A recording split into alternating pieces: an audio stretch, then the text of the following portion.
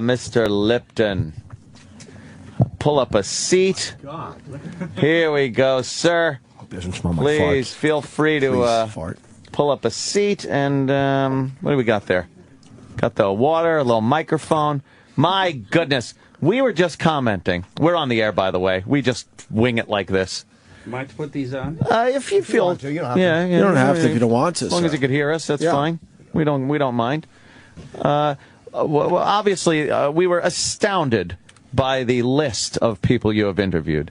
It's quite extensive and an amazing array of celebrities. When did you start interviewing people in this fashion? Well, 19 years ago. That's it. In 1994, when the Earth was covered in mists, I had an idea, as a member of the Actors Studio, that we ought to create a degree-granting program for the first time in the history of the studio, which was then 47 years old.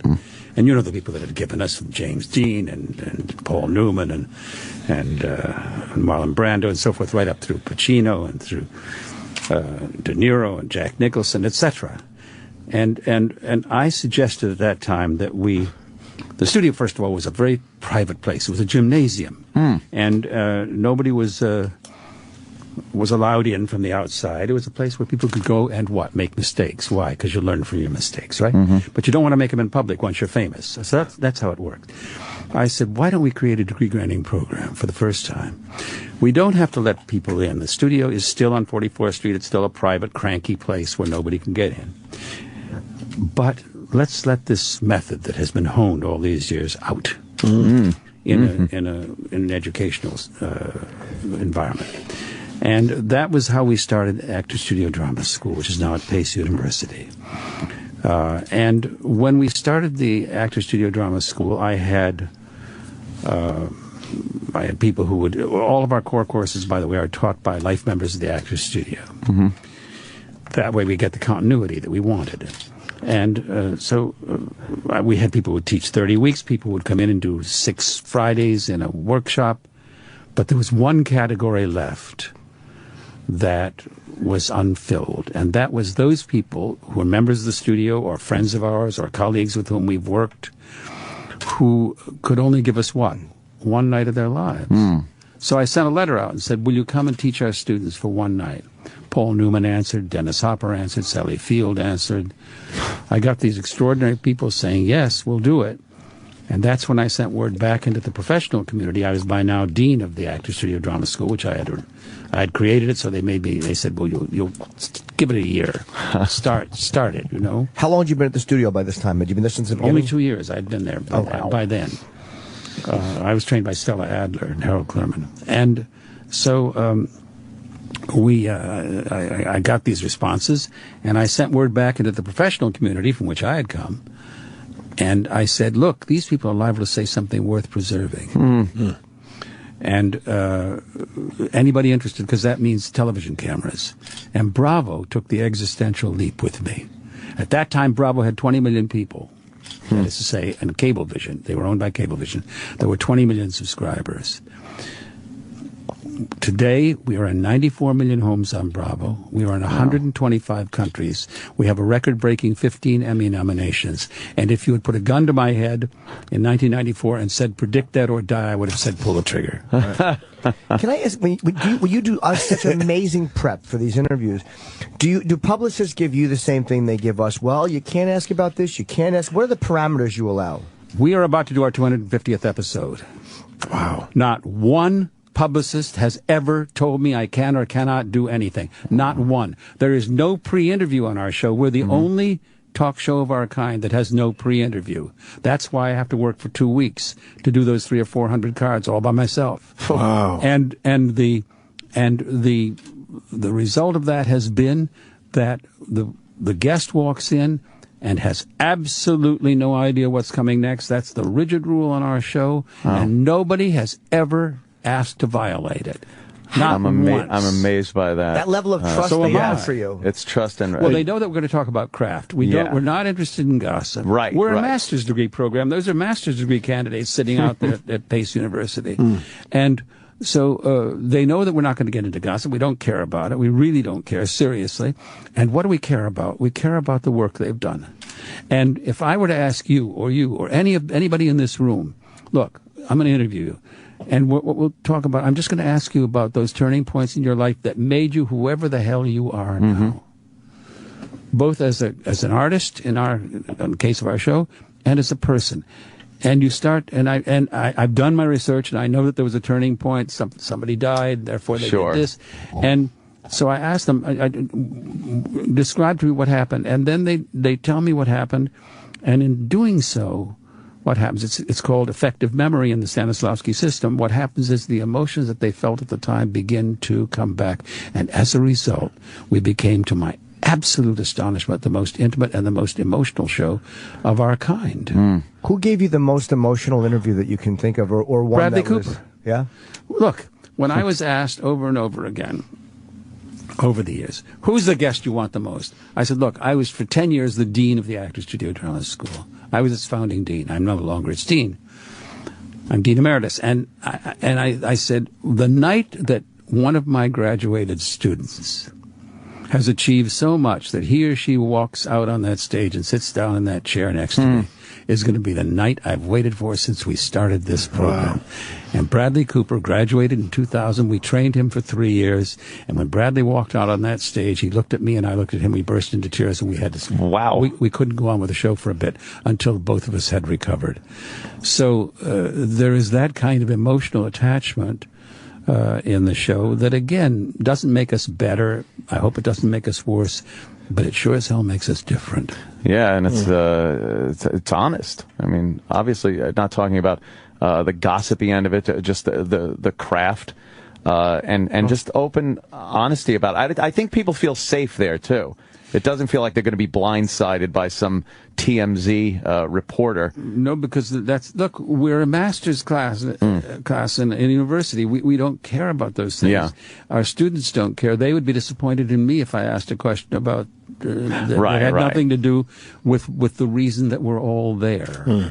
And the result for us, for our students, remember, they come from we're in 125 countries. That's not a joke.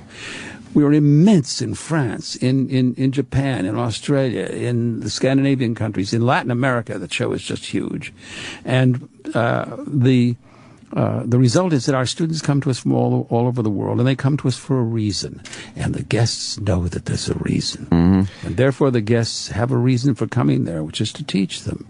And it turned out, I thought it would be so dull. I thought it would be so dry. I thought we wouldn't last a year. I'm serious. I thought we wouldn't last a year. Here we are, 19 years, the second longest running show in the history of cable television. All of these things, it sounds like I'm bragging. Maybe I am. But it's also the truth. And it's not something that I had anticipated or even planned. It just evolved organically, the way an acting role is supposed to evolve. Yeah. How did you accept being thrust into pop culture like that? I mean, the parodies that have been done about you, which are hilarious. It appears that it appears that I am a figure in pop culture. Sure. Watch Arrested Development when it comes back on the air on Netflix. I'm back on the show. The Warden Gentles, like the character that I created on the original show. I'm back on the air. The Will Ferrell, of course. We all know about that. And it's not something that I can plan, but it is something that, to be perfectly frank, that I treasure. Yeah. I mean, Will's a friend. He asked me to be in his movie with him, which I did, and this thing has evolved too over the years. This relationship. Do I like it? People ask me, "Do you hate it?" Hate it? I would crawl on broken glass to have this kind of thing happen to me. It must have been odd, though, to be the dean of a university. It was all happening at once. I was one of 7 deans in a university, which is an academic position, of course, and at the same time, all this madness was happening. Yeah. That's an amazing story. Of all the people you've talked to, what was something that shocked you? Like, what's a piece of information somebody gave you? The most shocking one, I think, Well, brace yourselves. It's quite a tale. It's brief. Jack Lemmon was on. I'd known Jack Lemmon when I was a young actor and came to New York, and he was already a famous actor. And Jack was, you may know, an absolutely elegant human being. And it was near the end of his life, just a few months from the end of his life, and he was on the show. And because I'm dean of the school, I'm always trying to make a point for the actors. I'm didactic, which is one of the things people make fun of me for, and some people dislike me for. They think it makes me pompous. And but I'm always trying to teach them something. And so I was working with Jack, and we were talking about Days of Wine and Roses. And I said to him, you know, all the famous scenes in it, the scene next to the crib with the child, the scene in the greenhouse when you smash it, trying to find a bottle that you stowed there, the scene when you're arrested, all those huge scenes, emotional scenes. But the most moving, the most thrilling scene in the movie is the quietest. When you stand up in front of AA for the first time and say those historic words, and then I paused. I'm always trying to get my guest. I tried to get De Niro to say, "You're talking to me," he wouldn't do it. I did get Tom Hanks to say, "Life is like a box of chocolates." And I waited for him to say it, and he said it. He said, "My name is," he couldn't recall it, and he said, "My name is so-and-so, and I'm an alcoholic."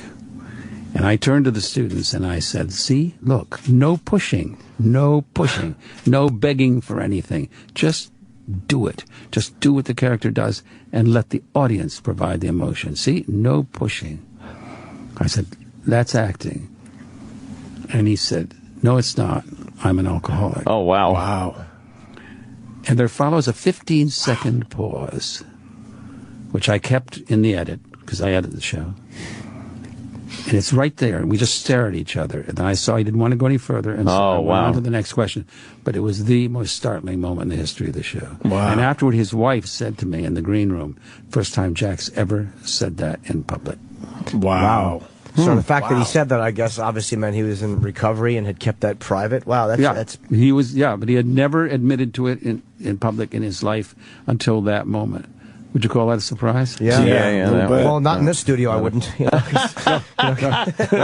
on, I enjoy a couple of beers myself, but you're an interesting guy too. In that you how much of this is folklore?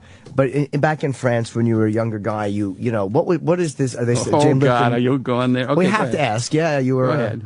You were. I don't want to say a pimp per se, but I was a macro. Which is not strictly speaking a pimp. A pimp is somebody who exploits the women who work for him, and generally speaking, that relationship nowadays it's unthinkable. Unthinkable. I'm talking about when I was a youngster. This is long, long ago, where it was all regulated in France and so forth. But a pimp exploits the women and often treats them horribly. We know that. But a macro works for the women. They employ him. And I was living in Paris. I couldn't get a work permit. It was out of the question in those days. Were you acting there while you were there? I had been acting in Greece in a film. And then I came back, and I didn't want to come back to the United States for a while. I wanted to live in Europe, and I particularly wanted to live in Paris. This an expression in French called rite de passage, rites of passage. I was going through it, and I wanted to continue to go through it. And I had met by chance, because I had gone, as Americans did in those days, to the Rue Pigalle to see a sex exhibition, which was in those days was commonplace in Paris, and in America didn't exist at all. And afterward, I had had a drink in the bar in the bordello and met the young woman who had participated in this, and we became friends. She was from Cannes. She was a beautiful young Canoise. And in those days, France was going through a very hard time, and the men couldn't get work, and certainly the women couldn't. And there was no opprobrium associated with women who went into what was called the milieu, which is that world, and then came out of it. The names I could name for you, movie stars and so forth in France, who were in it for a time. And there was nothing. There were students who were in it, who were earning their way through school, women who were supporting their husbands who were going to college, for example. Wow. It was an entirely different world and completely regulated, medically regulated and everything. Anyway, then when I ran out of money, she suggested that I would become her mech so that I could stay there and we could continue our friendship and our relationship. And I did. And it was one of the most interesting years of my life. Now you know the whole story. Wow. But what is one of the responsibilities of I would go to the I would Probably go, not mopping up. In the morning. I would appear at American Express, which is where all the tourists turned up, especially the American tourists, right next to the Palais Garnier and to the Paris Opera. And other people would be there saying, would you like, I conduct tours, would you like to see Chartres, would you like to see Notre Dame de Paris, etc. All these people would be these tour guides. I was a tour guide. I would say, you want to see some sex? Okay. And these startled Americans would say, yes, this is really what they came to Paris for in those days. And then when was this, roughly? 1950s. Oh, okay. And so, France was still recovering from the Second World War. And I would have to go with them because they were nervous, they were frightened about it, and so I would take them there to the bordello, and my girlfriend and another woman or a man or whatever it was we had arranged, this thing would occur, and these people were electrified by it. And they would ask me to translate for them and speak to these people and tell them what they wanted to see and so forth. So it was a very strange time in my life, but it was literally the only way I could remain in France. I couldn't earn a living any other way. I would gladly have done something else. Now that's probably a much more fun way to make a living. Well, did you get involved? Interesting. Were you a part of What do you mean by get involved? Well, I mean, what I would love to have done. No, she was my girlfriend, for Christ's sake. Yeah. I wasn't going to, betray her even with her. Wow. You follow me? It's very complicated. You didn't get jealous? No. No. Well, she wasn't. We were friends. We were really friends. More than anything else. Right, yeah. And she had arranged for this. It had to be arranged for her. They would have found me floating in the sand because you couldn't practice that profession unless you had been endorsed. Okay. And so she got me endorsed. Wow. What a great story. I've never discussed this with anybody else before on radio. It's quite amazing. Part of your history and just part of history. We never knew that was going on. I never would have discussed it at all. I did in my memoir, Inside. Yeah. It's there in black and white for everybody to read. But Arthur Lawrence, the great playwright, had been there. And with a whole group of people, with Stella Adler, who was my acting teacher, and they were all there in Paris. They came for the summer, and I was there, and that was when I was working. And they asked me to, and I took them all and arranged one for them, this as a sex exhibition. And Arthur wrote about it in his memoir. Oh, really? Yeah, 6 years ago, just before I wrote my memoir. And he talked about it, and so I felt he had outed me. Did he drop your name in there? Drop my name? I thought maybe it was an anonymous type of... No, he devoted a chapter. He called me... He didn't mention your name. The guy who hosts the Actors Studio. No, I wasn't that then. He called me the sex guide of Paris. And so once that had been done, there was nothing I could do about it except in my memoir to put it on record truthfully once and for all. When Julia Roberts was on my show years ago, and Julia had played, of course, a prostitute famously, and I said, did you interview prostitutes? And so she said yes, and we got into that, and then I began to talk about, I said, well, when I was in France, and so forth. And then I realized I had trapped myself. That was long before I ever discussed it. And I didn't want to go any further with it. And Julia, she started laughing. She couldn't stop laughing. And it's one of the most famous moments on the show where I was just sort of fumbling around and I didn't know what to say or how to get out of it. And Julia could not stop laughing. I tried to drink her water and her teeth were rattling on the glass. She let you off the hook, or she probably could have pursued it. Oh, she didn't? But I didn't confess anything. Right. It wasn't until Arthur Lawrence wrote about it as an experience of his life that I decided I'd better set the record straight, such as it is. It's an interesting story, and you know what? It's in a time in history where it doesn't seem as seedy as anything like that now. Listen, the women who were in the milieu in those days were, some of them were very, very elegant, and as I say, they were examined weekly by a doctor. It was completely regulated.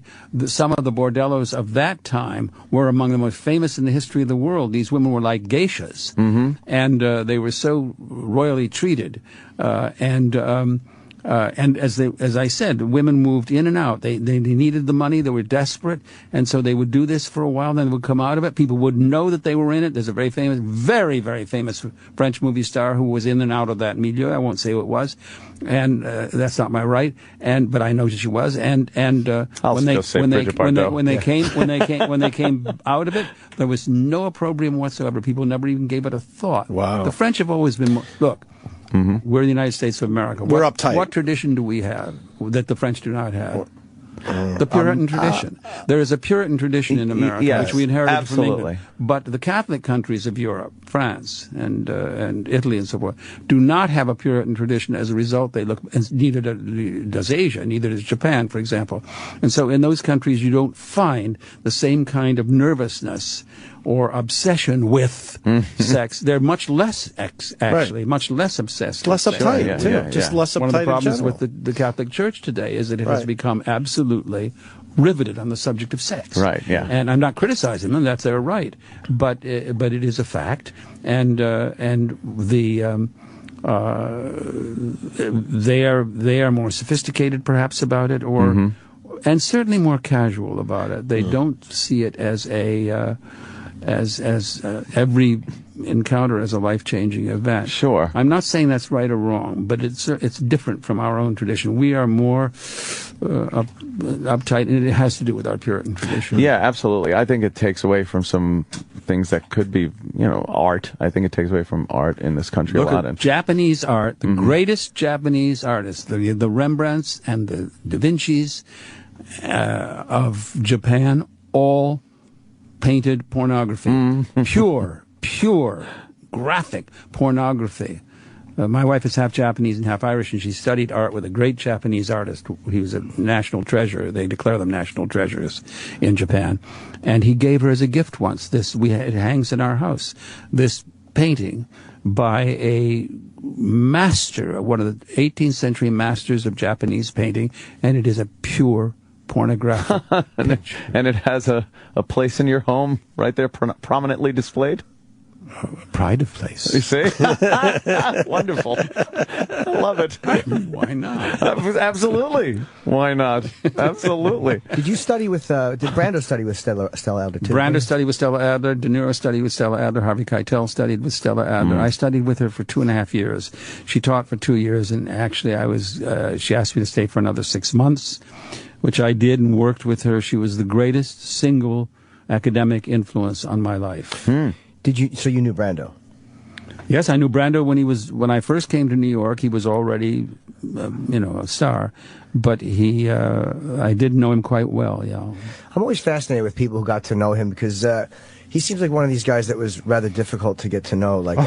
At the end of his life, I was always trying to get him to be on the inside the actor's studio. By then, he was reclusive, and he would sit up in his home, and he would make phone calls. He would call me, and we would talk for 45 minutes, but he would never appear on the show. By then, he would not come out of his house, and he was very, very, very bizarre.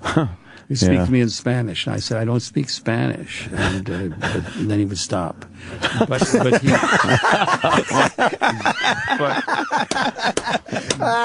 we used to talk for a long time. I said, why don't we say this on the air, for God's sake? Right. And nobody wouldn't do it.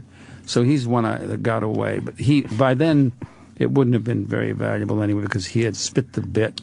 And he was no longer interested in acting, and he contemned it, and he hated himself, as we all know.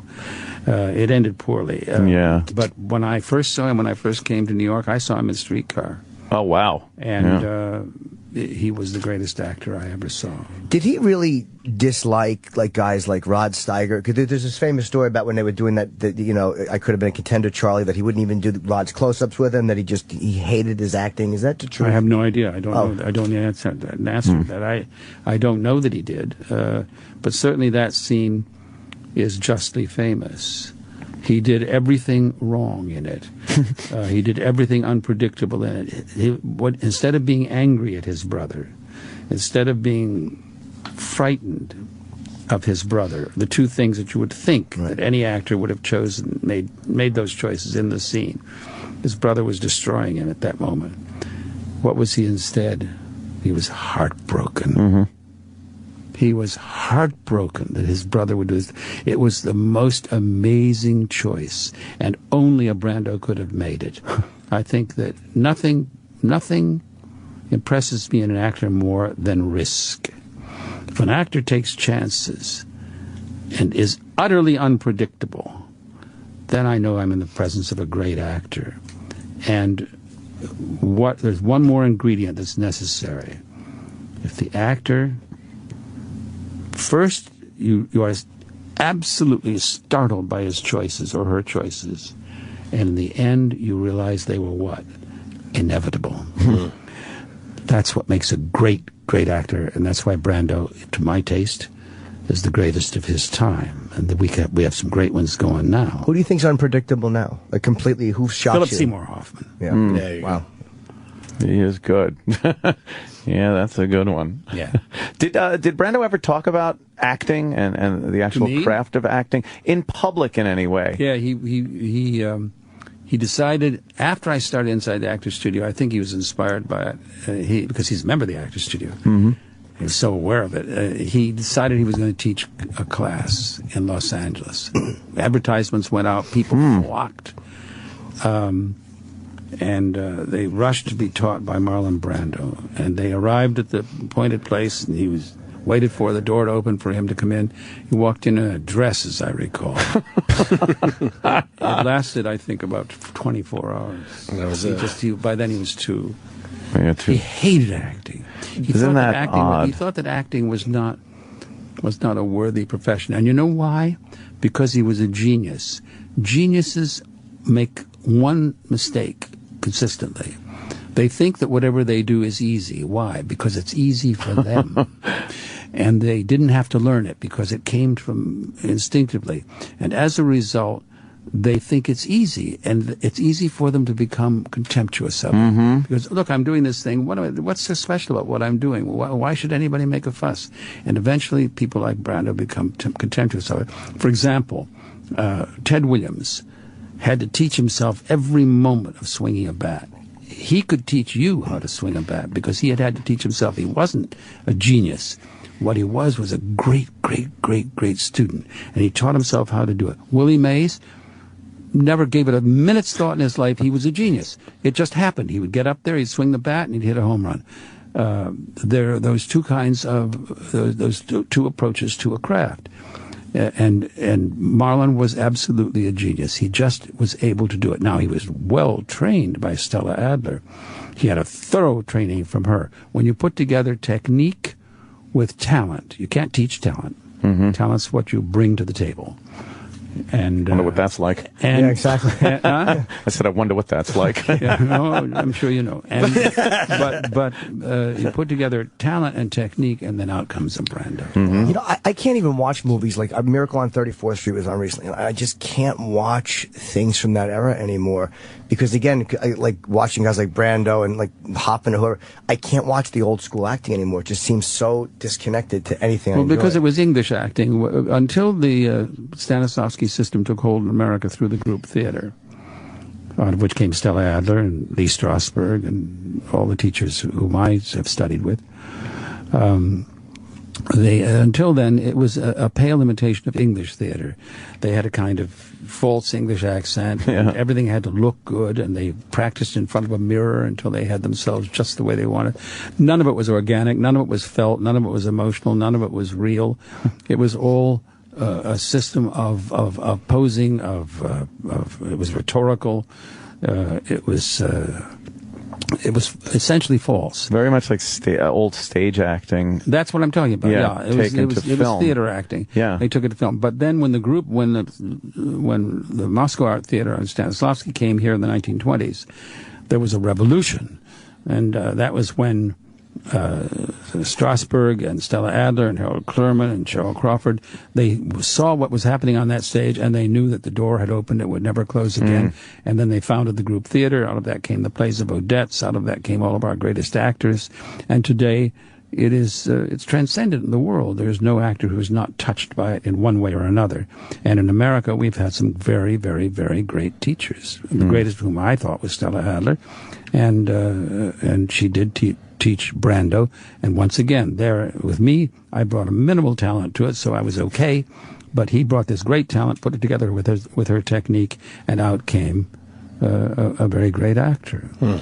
There's footage of the same with the... Yeah, unfortunately. I just want to ask one more question. Did they say this footage... I'm not a fan of Shakespeare. I can't enjoy it. But I watched Brando doing, like, the Caesar. He was Mark Anthony, I think he was doing. Yeah. And I couldn't take my eyes off it because it was like, this is the only guy I've ever seen do it. Neither could the English actors. I remember once one of the English actors on my show, was it Tony Hopkins or John Hurt? I've forgotten which one it was, or Ian McKellen. They said to me, look at the Julius Caesar. You'll see what Brando was doing was here we all came with this classical training, with the perfect body, the perfect voice, the perfect behavior. And Brando came on that screen, and we were all of us in the shadow.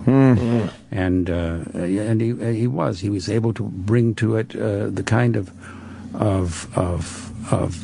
deeply felt emotions of American training and acting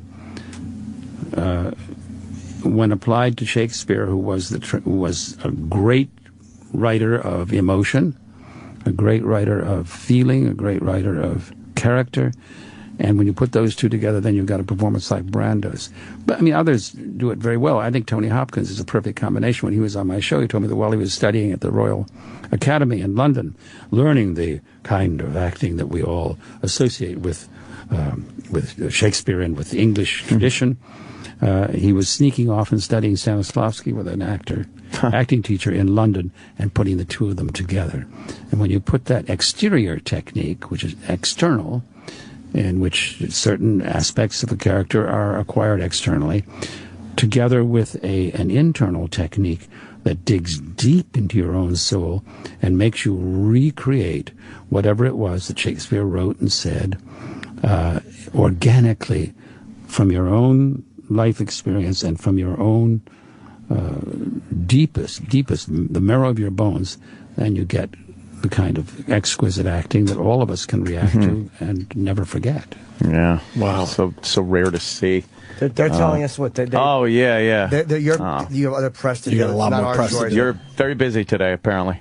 James is promoting, of course, Inside the Actors Studio. It's an amazing show. You get more out of actors. You watch Tina Fey, which is tomorrow night on Bravo. And we talked about what? Improvisation. Because she came from Second City. Sure. She gives a lesson in improvisation that is incomparable. And guess what? We then improvised, and I was allowed by her to interview Sarah Palin. Oh, she does. Watch it. Yep, she does. Sarah, we do about 8 minutes together of Sarah Palin, and it is absolutely extraordinary.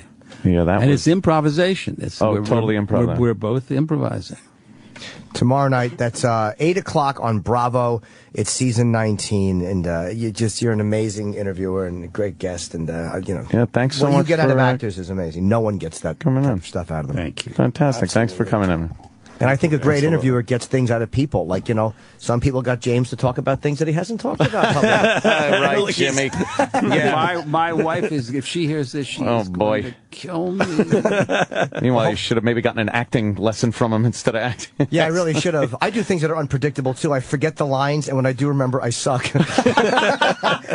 Jimmy has a problem. He doesn't know what to do with his hands to make them look natural as he's acting. Yes. He's either by there or fault. Hands are the problem. Look at you watch Humphrey Bogart. Bogart never figured out what to do with his hands. He usually tucks them into the belt of his pants. Really? Bogart couldn't even figure it out? Watch him. He was never comfortable with his hands. I find that, like, what I'll do is I'll just put them over my head out of frame, and people just forget that they exist. That's why in the K Mutiny he was doing that with the Marls, but he just brought those one day. It wasn't even part of the script. Oh, you're right.